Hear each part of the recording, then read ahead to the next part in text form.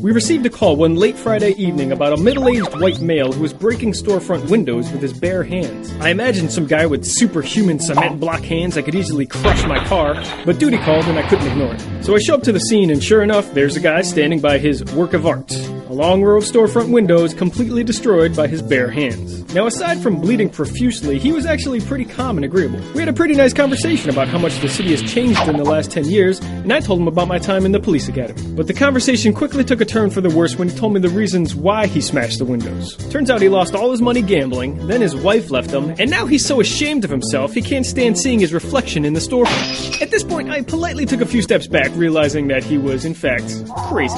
He promised me that if I didn't put the handcuffs on him, he'd behave himself. Being a young, naive officer, I agreed. So the ambulance arrives to bandage him up, and we head off to the hospital. So we're driving along and everything's fine. That is until the ambulance crashes into another car. All the glass cabinets inside the ambulance shatter, and Mr. Glassman is sitting there looking like he's in glass smashing heaven. So he proceeds to join in and smashes out a couple windows with his elbows. At this point, I was pretty sure this guy had some sort of love affair with broken glass. Anyway, I make sure to put the handcuffs on him this time. We get into a new ambulance and head off to the hospital once again. So we get to the emergency room and the doctor tells me to take the cuffs off. I told him that's probably not the best idea, but the doctor said he couldn't fix his hands with the cuffs on. So we compromised and cuffed one hand down and wheeled him into the operating room. A few minutes later, I go up to the doctor to ask him if the patient's okay, but he shoos me off because he's chatting it up with a hot nurse. All of a sudden, we hear this huge crash and we run into the operating room. The lights are out, and all you can see is glass and blood everywhere.